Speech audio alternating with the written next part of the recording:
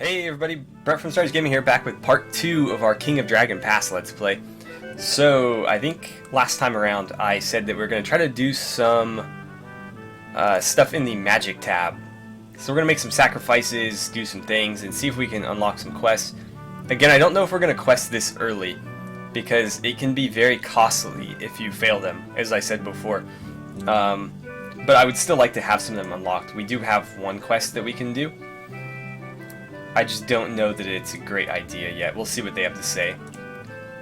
Before we can succeed at founding a tribe, we need to perform the Making of the Storm Tribe hero quest. So that's the ultimate goal, is to form a tribe and eventually control or unite all of Dragon Pass, and hence become the King of Dragon Pass, as you may have guessed by the title of the game. We don't have 7 different deities represented on our clan ring. This will make hero questing harder. I thought we did. Who are we double dipping on? Oh, or Lance. So we might have to bump him off the circle, unfortunately. Or the ring, or... It's a circle. I'm calling it a circle. Yeah, since we have 2 of the same deity here, we're at a slight disadvantage. We need a trickster is what we need. What does he have to say? Crossing to the other side and repeating the actions of our gods is the best way to honor them. If we enlarged our shrine to Oh-Mhy, he would share more of his knowledge with us. That is a very fair point. We should probably consider that. Let me lead a hero quest. Okay.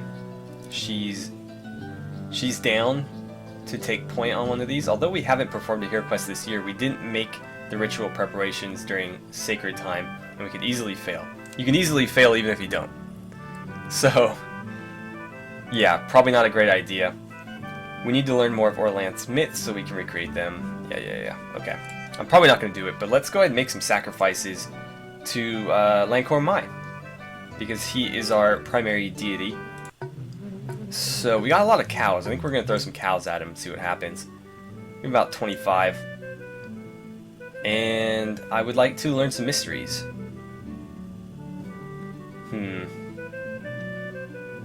Clan lore would also be a good option to take. Let's do mysteries, though. You can learn new blessings through this, so this one's just kind of roll the dice. But this is the only way to get new myths and quests.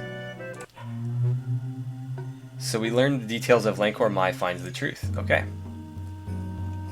It's a busy day at your market. At first, the talk is about Voster, a trader from the northern kingdom of Tarsh, who brought exotic goods. But then people complain about missing items. One of the warriors spots El-Malandi. I'm just gonna go with that. One of our cutters stealing from a farm wife. It turns out that he has stolen valuables from members of other clans, and is as well as his own. Should we? Well, let's see what they have to say. If we do nothing, other clans will no longer respect us. I am totally with that. We need to do something. At least he didn't resort to stealing cattle from his own clanmates. Well, yeah, I mean, he could have done worse, but he's still stealing. We act as the agents of Isaris and must protect his market. He must pay. He has stolen from those who are not his kin. He should suffer the legal consequences. It's too bad our warriors didn't spot this earlier, but they shouldn't be expected to watch their own clansmen. No pardon.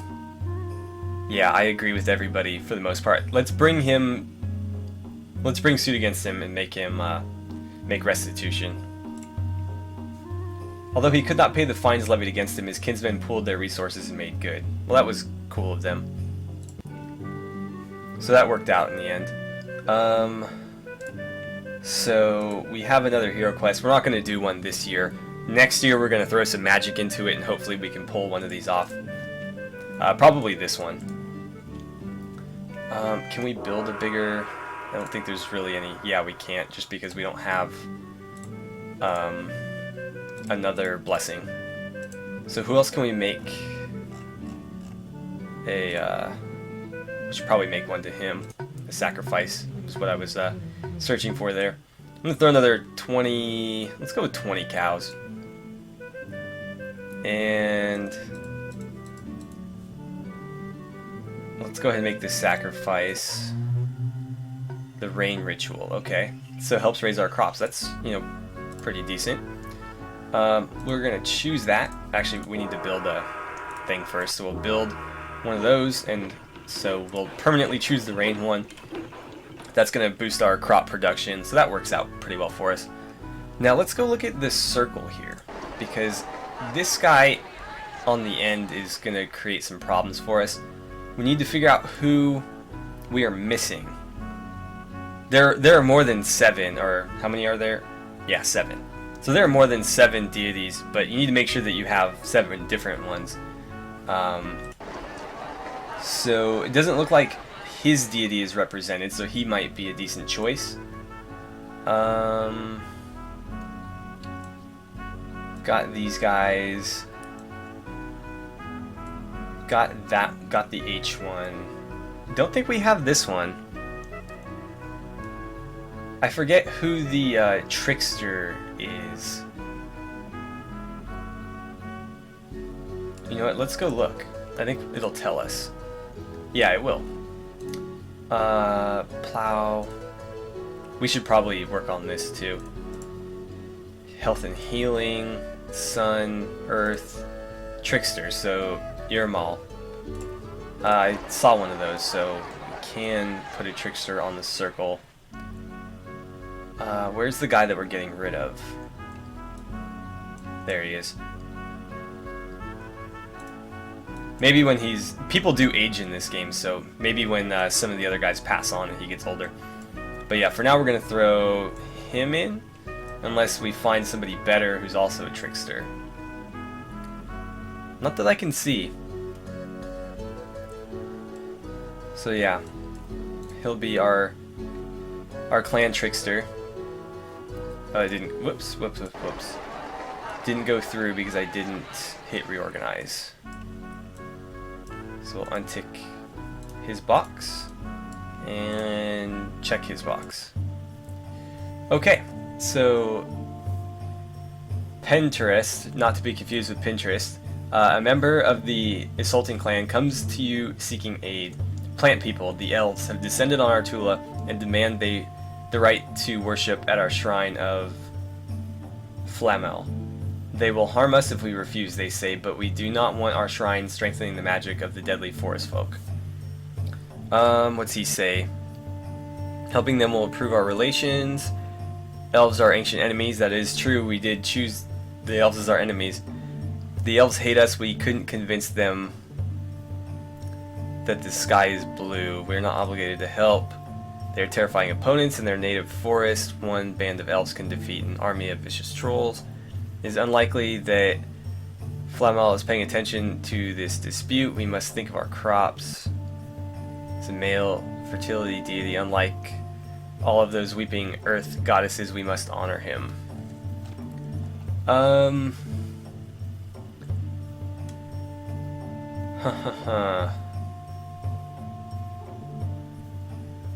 Maybe we should just convince them to let them use them a little bit.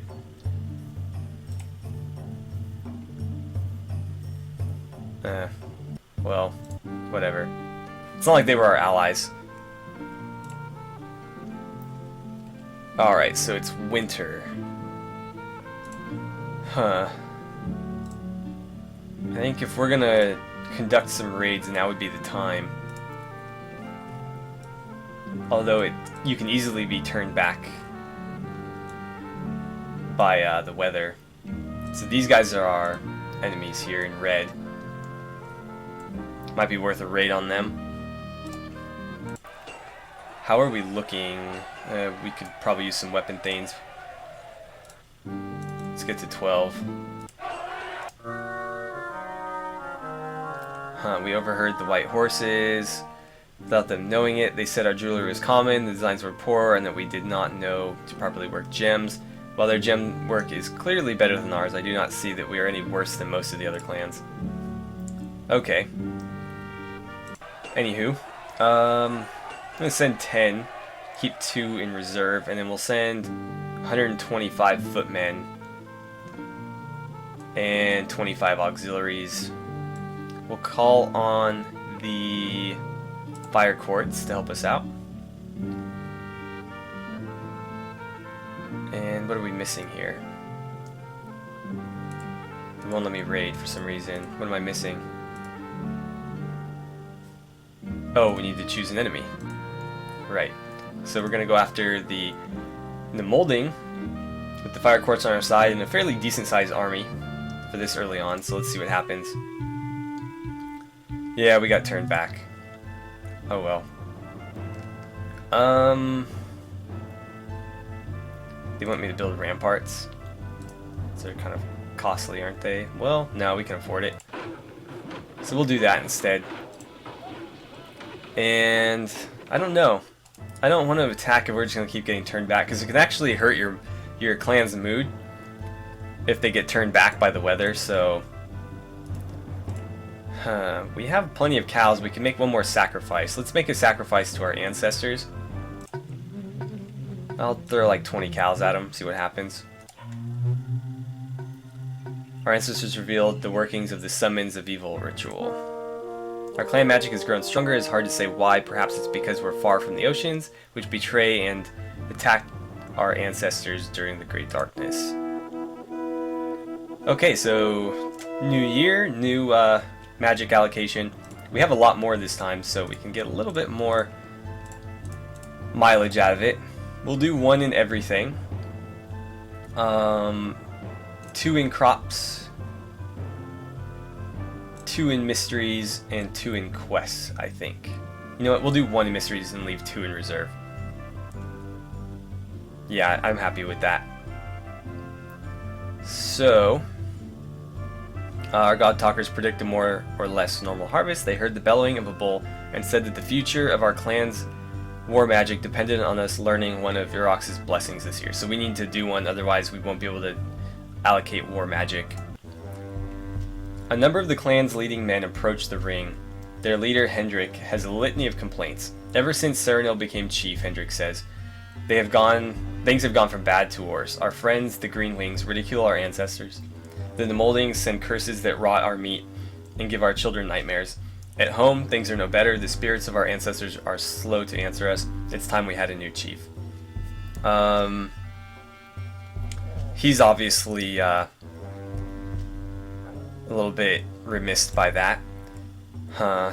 She thinks we should at least consider them. He's not convinced that they're being genuine. If we replaced our chief every time anyone had a complaint, we would be doing nothing but holding elections. Serenil was made chief according to the laws of our clan and should remain chief until he breaks them. Okay. At least we won our last battle. His luck has not deserted him. The Carls have no particular complaints. And our ancestral spirits never answer me, and I talk to them all the time. Let's dispute their allegations. That seems to be the consensus here. Serenil started explaining his decisions, but after he was drowned out by laughter and then shouted down, he fell silent. Hendrik repeated his complaints. With Serenil as chief, this clan is the laughingstock of Dragon Pass.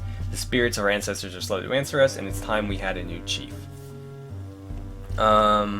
He still thinks we should do nothing. I think that's a terrible idea. She thinks we should at least consider it.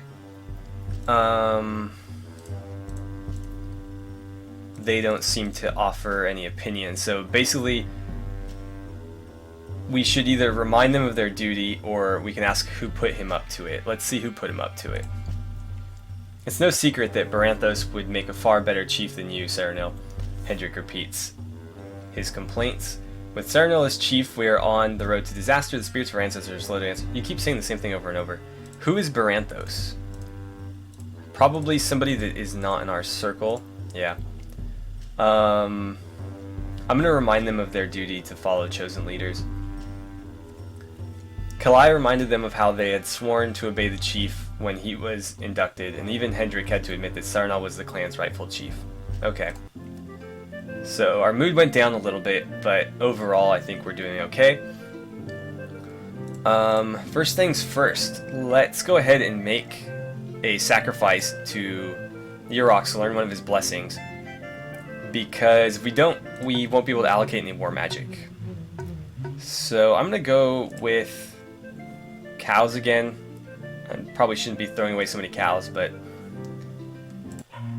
Okay, Smite Chaos Ritual. Fair enough. A terrible storm from the far north descends on your land. The cattle are frostbitten. This is no ordinary storm, but an assault by the forces of cold and darkness. Some of the Carls think they saw ice demons hiding in the driving snow.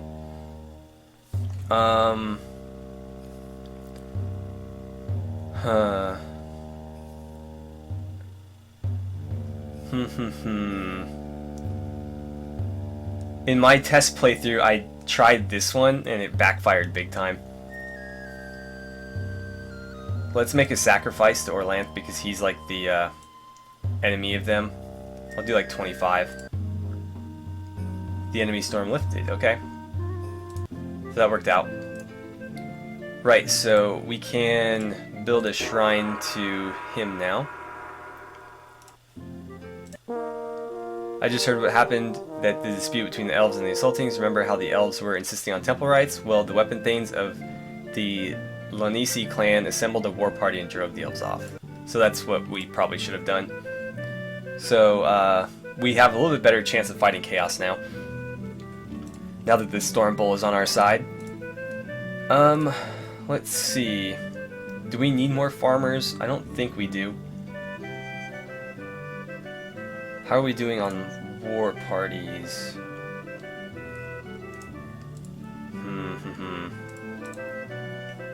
We could do another raid, but let's look at magic right now. We've got a quest that we can try here. So he wants to go on the hero quest. We can't do that one. We can do this one. But I feel like it should be a follower of Lhankor Oh-Mhy. Which, I mean, maybe I'll let her do it. We'll ask the Green Wings for help. Let's see how this goes. This will be our first quest. So the people have gathered their magic to help propel Kalai into the realm of the gods, although the Green Wings refused our request for assistance, some allies. This myth begins in the Great Darkness after Urmal found the truth and twisted it all around so that no one can recognize it. And after Isaris mistakenly sells it to a god far away. If chaos is to be defeated, the truth must be found again and untwisted. What benefits does Kalai seek from this quest?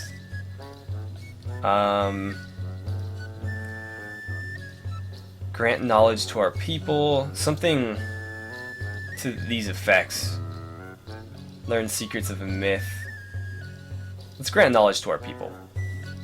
You can bring helpers from your clan to take the parts of Isaris and Stormbull in the myth, or you can go alone hoping to meet these two deities when you arrive in the realm of the gods.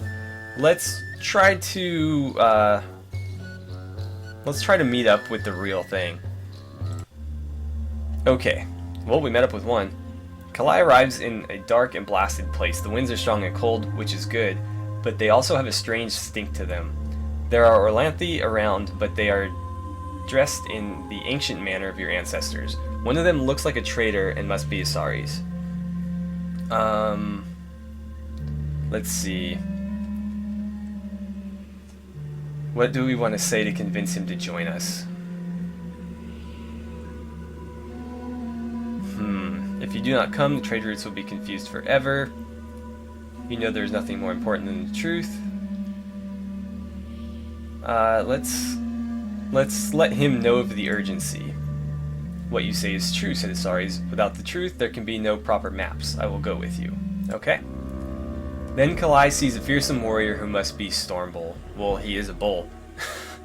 If you do not come, the trade routes will be confused forever. Leave the realm of the gods. There is nothing more important than the truth. This way, there is chaos to fight. We cannot end the darkness unless we recover the truth. Well, he is known for being like the antithesis of chaos, so let's see if we can bait him with a fight, since he likes to fight chaos. Where? City Rock's following along. Okay, that worked out.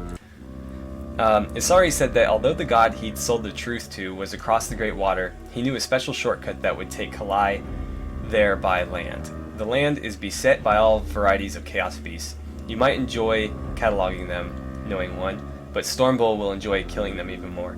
And indeed, you encounter many types of chaos creatures, including Bruise, Gorp, Slimekin, Ghouls, and Krarsh kids. Finally, while traveling through a ruined city, the group is attacked by a gigantic chaos thing, one whose name can only be pronounced by the dead.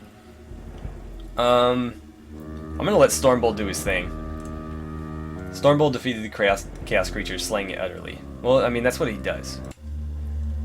Isaris leads Kalai and Stormbolt to a far distant place across the ocean and far to the south. Fortunately, he knows a shortcut, and they are able to get there without any need for a boat. When they arrive, their way is blocked by guardians who insist that Kalai must undergo a meeting test with them. I name one skill, and we compete against each other in that skill. Then you name a skill, and we compete each other with that skill. Okay.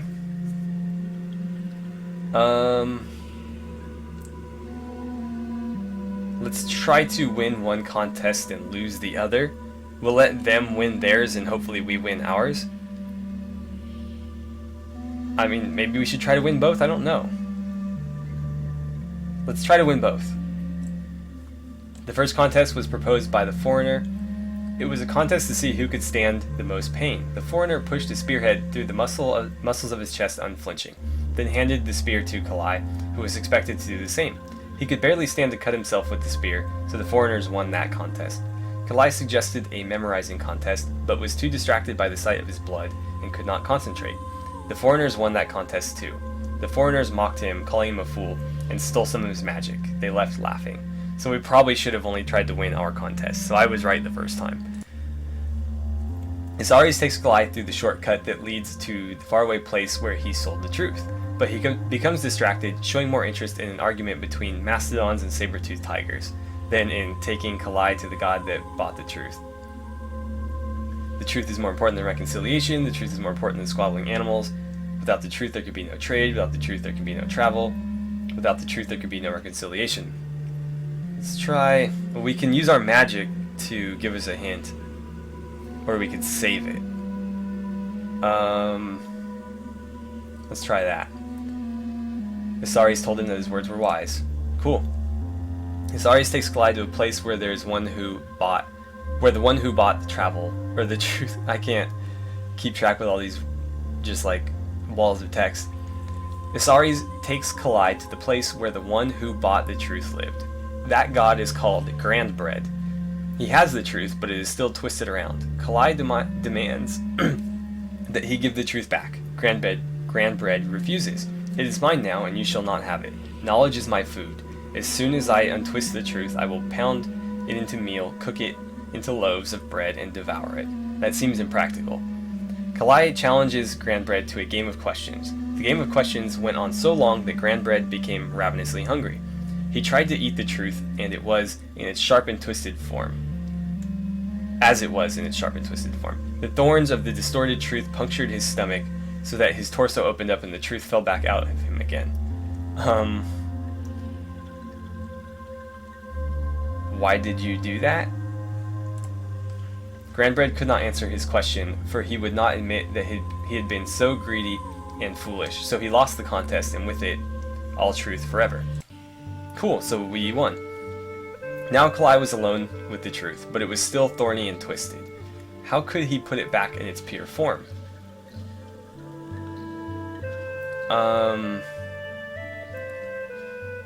Maybe we should dull its thorns? Because you don't want to try to untwist something if it's going to like shred your hands up. But as soon as he dulled the second thorn, the first one became sharp again. Then Isaris came in and asked a foolish question. Let's answer his question. Isaris left without a word of thanks, and Kalai turned back to look at the truth. It wasn't twisted anymore. He tried to figure this out. At length, he decided that in responding quickly to Isaris, without much thought, he had stopped trying to mold the truth into the shape he wanted it to be. He had instead allowed the truth to come to him. Stormbolt got bored and wandered away. Isaris bade farewell to Kalai. Kalai returned to the land of people, his quest a successful one. He was still wounded from the pain contest, but hardly noticed it in the excitement. Our leaders suddenly knew many more things. Awesome. So that was our first quest, and it was actually successful, which is great. And we didn't even need, did we use our hint? I don't think we did. I don't think we used our hint. Oh, the duck people, I love these guys. A scouting party discovers rich farmland not far from your stead. It is inhabited by strange beast folk who behave sort of like normal Orlanthe and call themselves the Beaker Ducks. For once, both warriors and Carls agree it would be a fine thing to drive these small, inhuman creatures from this fertile valley and claim it as your own. I see differently. I think we should maybe force them to give us tribute. We'll let them live there, but they need to pay us in food for our protection. So he definitely thinks that we should attack them, because if not, someone else will. Let's not be too bold. You never know what strange magic members of the elder races might wield. Demand tribute, but not so much that they feel resistance is the only option. It is better to gain something for no effort than everything at too high a price. Kalai is still off on the thing, or whatever. The ducks know their home terrain. Many a brave man has been humiliated because he underestimated a foe. The ducks are not of our kind. We owe no obligations to them. Carls and fighters agree on something for once, and we're thinking of denying them. If we don't attack the ducks, we'll be deafened by grumbling. I think we should take some tribute. We'll let them do the work. But how much tribute? I agree that it probably shouldn't be so much that they feel oppressed, because they probably won't be willing to pay it, and they'll, rise up. Where if we ask for less, they might be more willing to just go along with it. So let's do that. We exacted payment from the ducks whose larders were heavy. They swore oath to pay after the harvest. Cool. I need to see how much time we have left, so I'm going to Alt-Tab out real quick, and I'll be right back. Right, so we should probably go ahead and end the episode here. We are out of time, and this is as good a stopping place as any, because we just finished our quest and a nice little event there right after it. So, decent place to break off the episode, and then hopefully we'll have something interesting to start off the next one. So as always, thank you guys so much for watching. If you enjoyed the episode, don't forget to like and subscribe. Please feel free to share my videos however you guys see fit, and I will see you guys back here for part 3 of our King of Dragon Pass Let's Play.